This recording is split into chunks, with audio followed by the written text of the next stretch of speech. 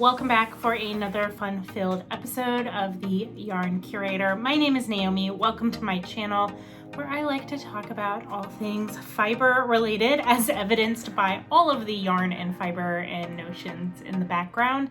I am a museum curator living in Florida, and hence the name of the channel. So thank you so much. If you're a new viewer, welcome. I hope you enjoyed today's episode. If you're a returning viewer, buckle in. Y'all know what you're up for. So if you were here for my last episode, you will know that my knitting mojo has kind of left the building for Elvis has left the building.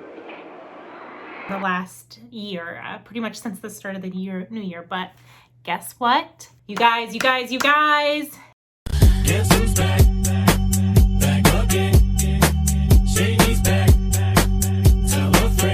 It's back. So I am so excited. I have so much to talk about with you guys today, even though it's really not that much. But I'm just excited that I have the desire to knit and I want to cast on all of the things. I want to make all of the things again, and I have not felt that in like 7 months. So if I'm excited, that's why. Before I forget, calm back Naomi, backtrack. So a few things. One, in my last video, I did announce that I would be doing a giveaway for my 2-year anniversary here on YouTube. And so I will announce the winner of that at the end of this video, as well as a screen recording of a random website picking the comment that's the winner. The second thing is that starting at the beginning of August, which is probably around the time this video will go live, is I am participating in a knit along with some of my friends here on YouTube. And it's a Marie Wallin knit along. The idea is that over the course of the year, pick a Marie Wallin pattern, any pattern, it's your choice, just has to be designed by her, and knit it. We are going to be running it on Instagram using the hashtag Marie Wall. I don't know. I'll put it on the screen. I'm sorry. I'm a terrible podcaster. I have notes, but they are kind of a scattered hot mess because it's just things that I randomly write down in between recordings with no rhyme or reason to them. So yeah, you're welcome. That is my podcast notes. But anyways, I am doing that with Nikki of Knitting with Cat Hair.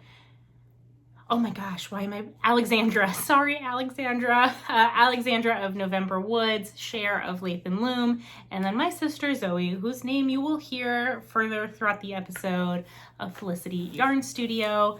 So, and I believe there's someone else in there, but I don't know if she podcasts, but she is in our group chat. And I'm sorry, I'm a terrible podcaster. I need to write down more than random streams of consciousness. So anyways, that is coming up. Look in the description box down below. I'll have more details and things that are actually organized and put together rather than what I put out there for myself. So that's coming up. Watch the end of the video to find out who won that 2-year giveaway. And I think that is it for administrative things. As always, if you like today's episode, like and subscribe. Gotta get that out of the way. And now we can move into the making. So as I mentioned, my mojo has been back. So I do have a finished object today. Yay! These are my boredom socks, the new name for vanilla socks. And I call them that because Gemma is like, mate, if you make another pair of boredom socks, she's gonna come over here and slap me. Please come. I would love to hang out. We can have a glass of wine and chill. And anyways, these are knit out of Fully Spun, is the dyer who created this yarn. It's got this lovely marled ombre effect. So in my last episode, I had finished this sock but not put in the heel yet, and I was this far along in this sock. So I have since finished the sock. I've put in my heel and they're done. So there is that to say about them. I totally messed up the afterthought heel because I've done this once before 3 months ago, so I thought, oh yeah, I totally remember how to do that. I don't need to look up instructions on how to do an afterthought feel because I've done it once, therefore I am an expert. But no, I messed something up because they're super tight, but like around my foot, the fit is not great. I probably should have worked just a couple rounds before I started decreasing, but here we are. I have ill-fitting socks and I'm not gonna fix them. So yeah, I don't have much more to say about these other than it's 64 stitches on a US size 1 needle. I do really like this yarn. It's a 3-ply yarn. I know she dyes it and has it milled specifically to create this effect. The only knock I have on it, because it is beautiful, is it's a little splitty. I wish it had a slightly higher twist to it, but otherwise it's gorgeous. And with these, I am officially done knitting socks for 2021. That ban might hold through 2022 because they just don't spark joy. And I cast these on out of desperation, just so my hands would be doing something, because for a while I just didn't know what I wanted to make or what to cast on. And so these were just kind of ho-hum along we go. But I did pull, I ran into the wilds and I pulled a whip out of hibernation. Hidden deep in the corner of every craft room lies a graveyard, not often mentioned by those who participate in the craft. A land where half-knit hopes and forgotten frustrations lie, a cavern so deep it holds secrets in string, waiting to be called upon once again. Here we see one brave soul approach this space. Will the project wake with the ease of a newborn gazelle, or lash out like a lion awakened from a nap? The good news is about my mojo being back is I did feel inspired to go into this flower drawer here, which is like no man's land for whips. Like if it goes on the shelf down there, it's not getting picked up for a while. And so I braved the wiles of my craft room and pulled this whip out of hibernation. So inspired by Madeline, who is Mad About You, she is also knitting a similar StoneCrop. And so I pulled this out, and this is where, hang on, this is where it was the last time I filmed. It was right before, I think I had to work that bobble row right the last time I filmed. So I have since worked 3. You guys, I worked 3 of the bobble rows on StoneCrop, and there's a reason for that, and that's partly because I changed the way I was doing the bobbles. But if you've heard me talk about this whip in the past, it is like I power through it and then I hit one of those rows and it's like crash. It would just totally stalled when I would hit those rows. Like I said, I pulled this out because I was feeling inspired by Madeline. And yeah, so the biggest change I made that was really helpful is I stopped using Andrea Mowry's bobble technique. So how she instructs you to do the bobbles in this pattern to get nice perky bobbles is you work them with a crochet hook. And because I am a thrower, I kept having to drop my working yarn, pick it up with my right hand to throw to do the stitches, and then I would have to drop it and pick it up with my left hand to work the crochet stitches. I tried for a while to knit continental and holding the crochet hook, but it was a hot freaking mess. And so I was like, no, I'm not doing this. I'm not forcing myself to do something super unenjoyable.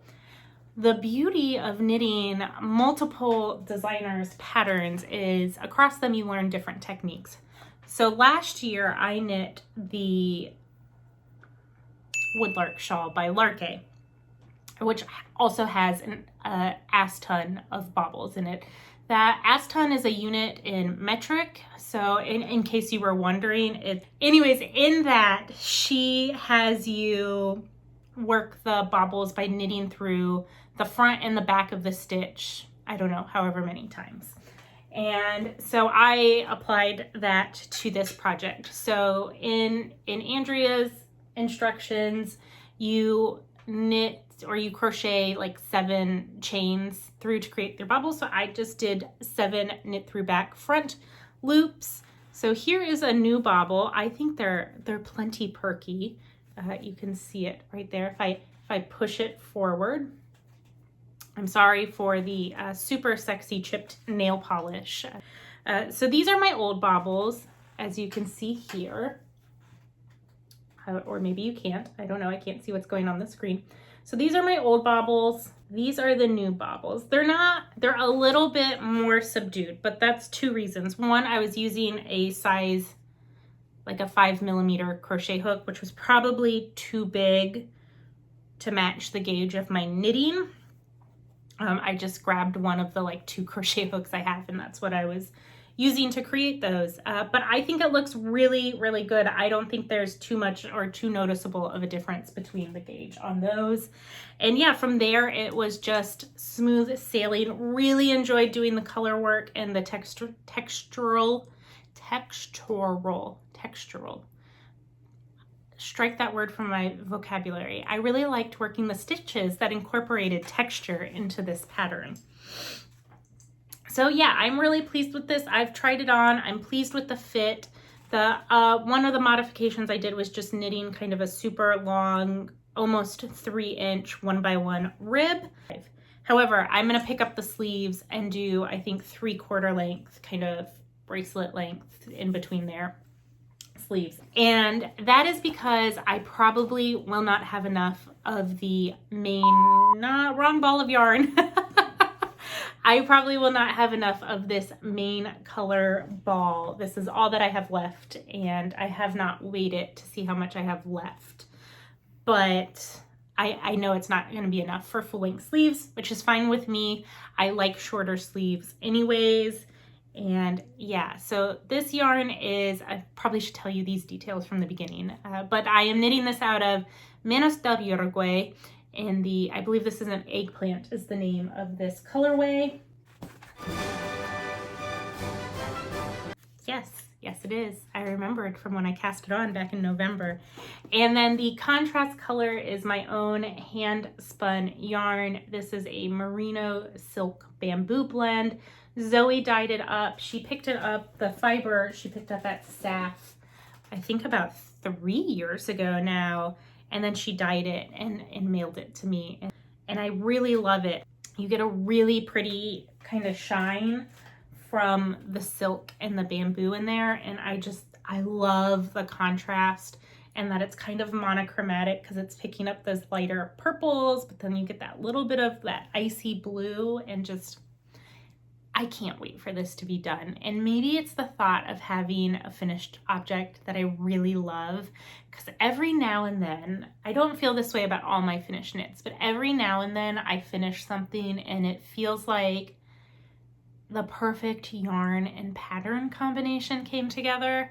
This is one of those projects where I feel like it's all just right. And so it gives me the motivation to find those new unicorn pairings between yarn and pattern and all of that good stuff. I do have one more work in progress to show you guys, but my StoneCrop did take most of my attention. It's a little bit slower of a knit because of it's kind of intricate. Not hard, just intricate. I just opened this bag and found my nighttime knitting assistant in here. So we got a new ceiling fan in our living room, which I love. It's gorgeous. It's beautiful, but the light is not bright enough to knit in the evening. So I had to go full granny and purchase a little, I'll do it over here so I don't shine a light at you. But yeah, I had to go full granny girl and get myself a little light to shine down on my stitches at night. And so this is my Waffle Cardigan. It is a pattern by Knitting for Olive. And I did not place a stitch marker from the last time I showed it. I'm also showing you the wrong side. So here we go. It has this beautiful eyelet lace detail that makes like a mock cable. And yeah, I am really enjoying working on this. If you want to hear more details about this, go watch my last episode. I don't want to be too repetitive. I do have to issue a retraction. In my last episode, I said I was knitting this out of Zoe's merino nylon base. She was sending me real-time text that she watched my last video that I made and said, this is a MCN, merino cashmere nylon base. So I have a much more luxurious base than I thought before, but I can't wait for this to be finished. I can't wait to wear it. I'm probably gonna knit maybe 1 to 2 more inches of the pattern on the body, and then I'll start the ribbing, and I'll probably do like a nice long ribbing like on my StoneCrop cardigan. And I don't want to knit this too long because I do know it's, once I block it, this lace is really going to open up and grow. And so yeah, that's why I'm only going to do another inch or so. Sorry, my needle keeps hitting the armrest, and I know that probably drives some of you crazy. I would say I have a good 10 inches, a good 10 inches from the underarm done. Sorry, I've been reading too many romance novels. But yeah, I am really pleased with this. I think I will go till I have to do another button loop, words. I think I will go until I have to do another buttonhole along the, it's not the armband. Oh my gosh. Words, Naomi, words. I will go until I have to do another buttonhole along the button band. Wow, that should not have been that hard to get out of my mouth. That's what she said.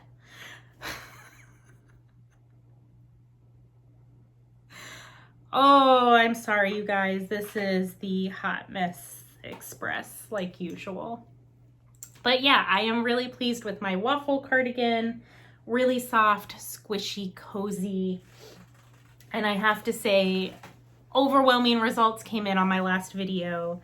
Waffles are superior to pancakes. There was a few people in the minority who are on Team Pancake, but Team Waffle won that very scientific poll conducted.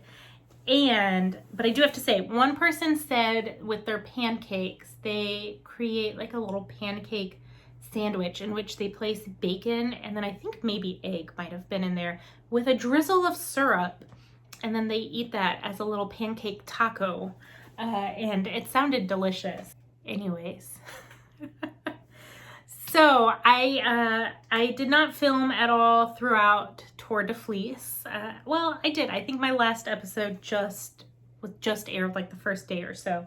So my tour was an utter and complete failure. So if you remember, on the first or second day of the tour, there was a massive crash that took out like 40 cyclists. Count me in that crash. I totally failed at participating in the tour. I started out great. I plied up 1 bobbin of yarn. I finished spinning a single, and I did my 3-ply. I'm not even counting that in my total tour yardage because most of it was done prior to the start of the tour. I guess I could, but I don't know. So my goal for the tour, my lofty goal that I did not even come nearly close to aspiring to, was I wanted to make it a true Tour de Fleece and complete more spins of various breeds of fiber that I have in my fiber stash, which is busting out of the closet on the other side of my camera. I think I have about 10 or 12 different breeds because my goal for the year, when I had all of the energy and commitment and idealism that I was going to be able to get way more than I could done. My idea was I was going to do an informal breed study, so I kind of gathered a bunch of different fibers, and my idea for the tour was like, oh, I can actually tackle some of the breeds on my breed study. I got 1 done, so there's that. So I spun 8 ounces of this thick and thin woolen spun, long draw woolen spun on my electric eel wheel. Of 8 ounces of Gulf Coast Native is the name of this breed. And Since I live in Florida, I'm from Florida. I've lived a few different places, but I'm from here. My family's from here. And I was like, oh, cool.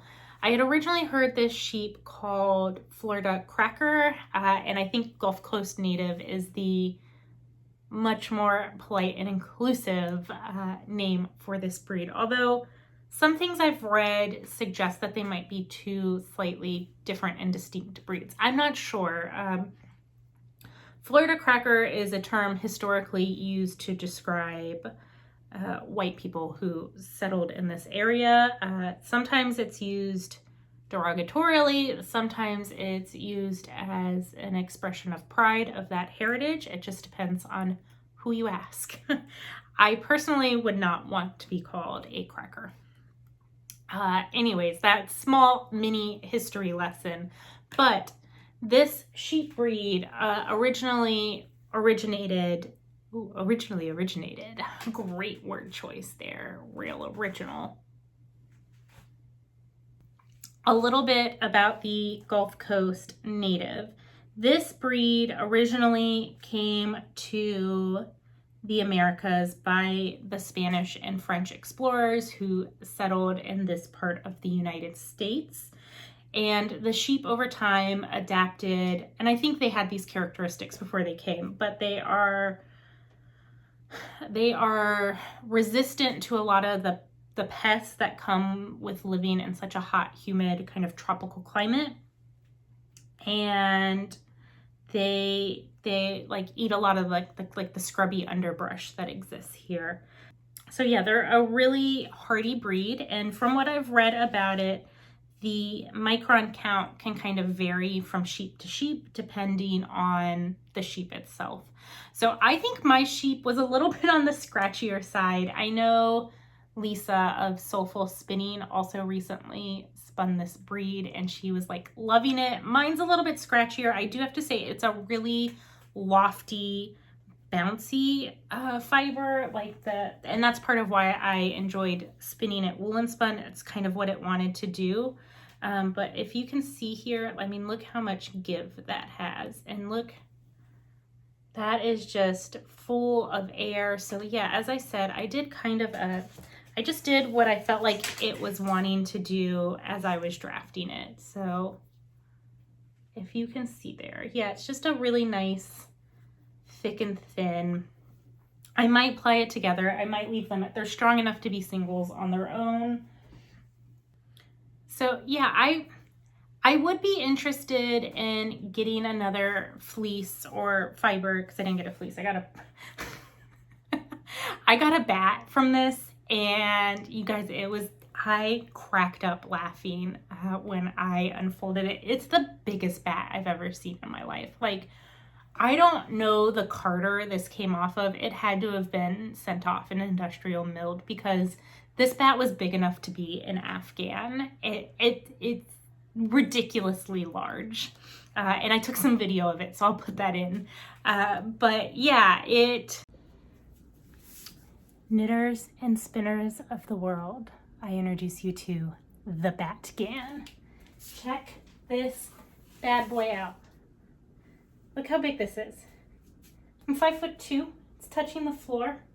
I'm literally holding it above my head, and it's touching the floor right now. The top of the lights for the ceiling fan in here, right here. This thing is huge. I'm telling you.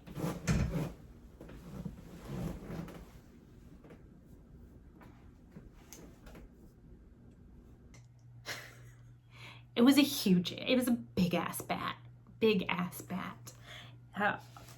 Also a metric measurement, formal, exact. When you see it, you know it.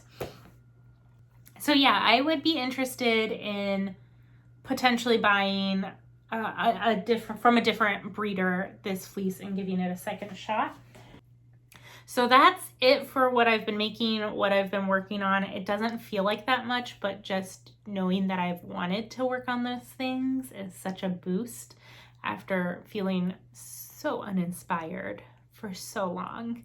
And I did last week have the opportunity to go down to Sarasota to a Good Yarn with my Aunt Mary. She is also a knitter, And they do a big sale every summer, every year. It's about an hour and 15-minute drive. So I go once a year for their sale, check out what's new in the store, that sort of thing. This year, I wasn't that impressed. I'm not gonna lie, but I did grab a couple things. And lately, I have been looking for really good quality summertime yarn. So they did have this Quince & Co. on sale for $5 a skein, and it looks like it regular retailed for 10. So hey-o, I like a good deal. It was mostly picked over in terms of kind of substantial color lots being left. So I got 4 of this Nanny Berry color, and then I got 3 of this other color, which is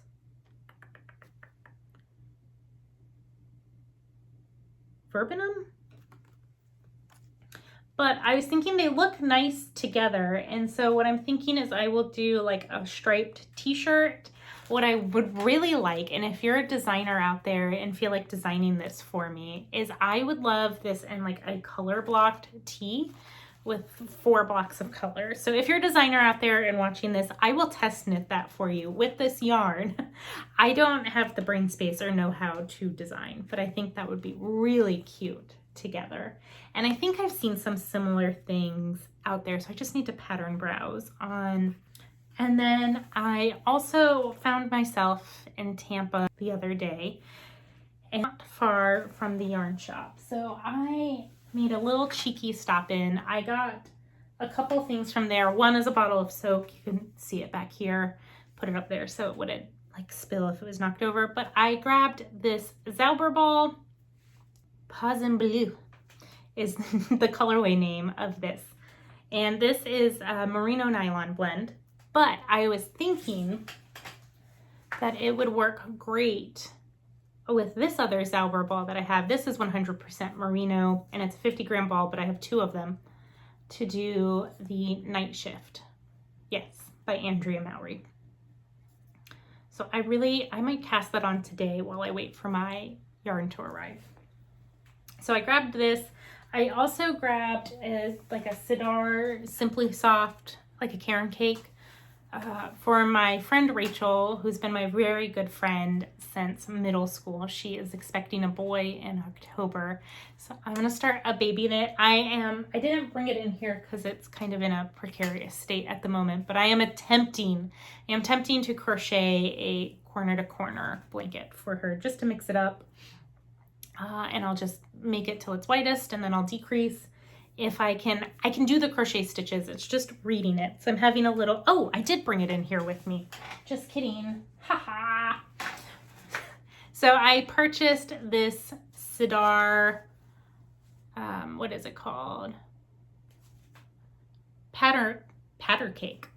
And it's got this really pretty blue, and then I don't know if you can see here, but it goes to the slimy green, and that is what sold me, was the green on this.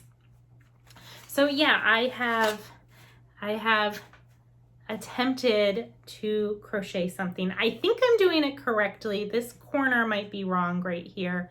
I need to go back to the YouTube video. I was following along like a 3-year-old. Crochet is not my strong suit. I can do it. I can physically make the stitches, reading the stitches, and kind of, I'll get into a flow. I just have to get a little bit further along, and I'll find the rhythm in this. But yeah, just a little crochet corner to corner blanket, and then it's got this lovely ombre effect. So most of the hard like color management work is done, and I am knitting this on my 1 of 2 crochet hooks, but this pattern actually calls for it, but it's a US 8 5mm or an H hook. I don't know, crochet is the dark art. My brain does not click with it for some reason. So what else has been going on? It's been busy, and that's part of why I haven't gotten as much done as I normally do. We had a Hurricane Elsa. Wasn't too bad. Just kind of, it hit in the middle of the night, so it was just loud, mostly big, loud thunderstorm. And I think the worst impacts of it hit a little bit further north than us. So once again, the little crooked thumb off the coast of Florida that I live on is safe. But it did require, I had to come in on my 4th of July holiday and prep the museum. So placing buckets, pulling artifacts away from windows, draping things in plastic. And we have 21-ish historic structures. So that's a lot of artifacts to move in 8 hours, in addition to everything else that needed to be done. And it's a lot of work to put it all back together after the fact. But that was fun. My parents came and visited, and then my coworker went out of town, so I house/dog sat for her for 10 days. And I think also having that little bit of staycation, because that's what it felt like, going to her house at night and hanging out. And she has a pool, so I think that helped a little bit too, because even though I was working and it was stressful because I was split between both of our homes, because Mr. Yarn Curator stayed behind, it was still nice to feel that like little bit of break. So that I think that helped as well.